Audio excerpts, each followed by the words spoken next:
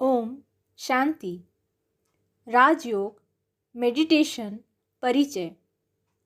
भारतीय दर्शन में योग एक अति महत्वपूर्ण शब्द है।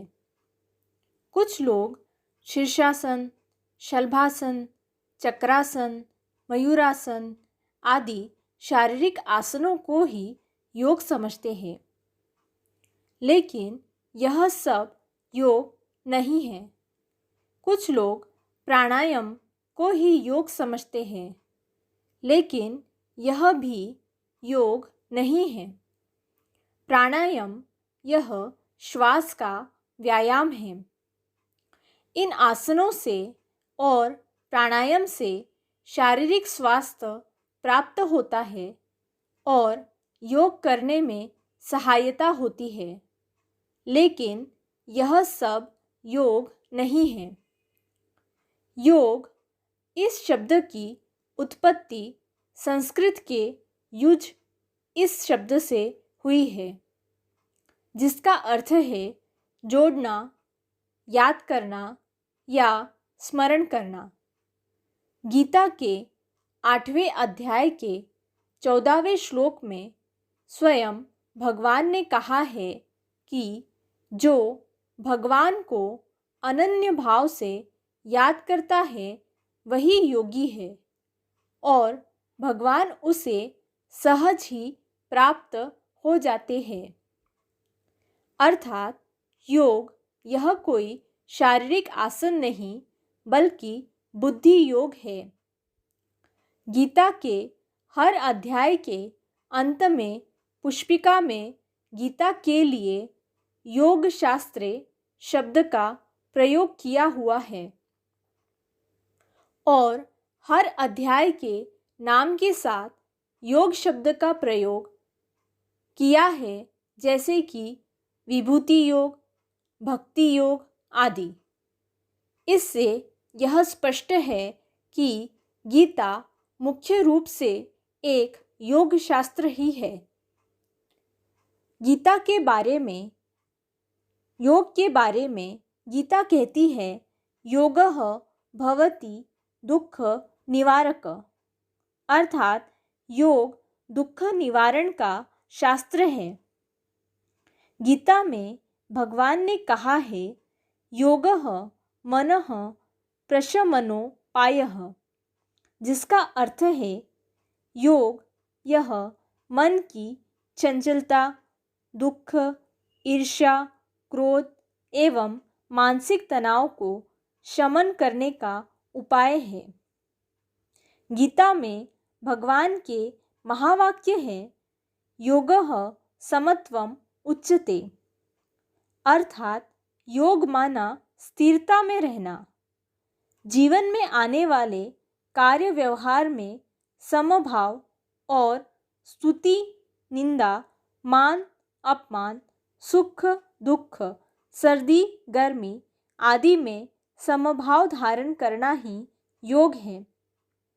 गीता कहती है, योगः कर्मसु कौशलम, अर्थात कर्तव्य समझकर, प्यार से, यज्ञ सेवा समझकर, परिपूर्णता की दृष्टि से, निष्काम भाव से करने की कर्म कुशलता ही योग है।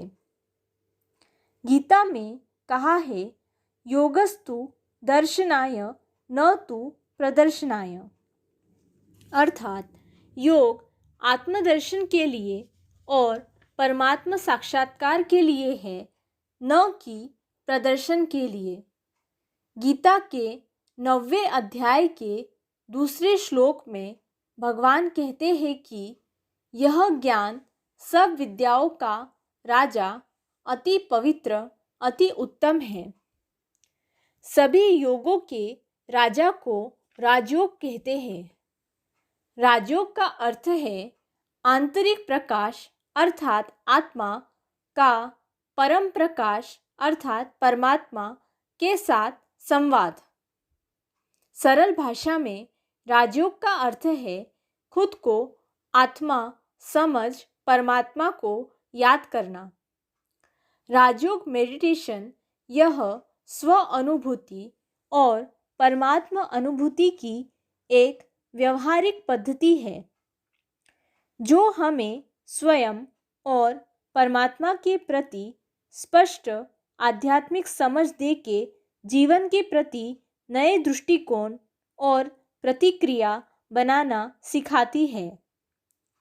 राजयोग से हमारे कर्मेंद्रियों पर नियंत्रण शक्ति बढ़ती है।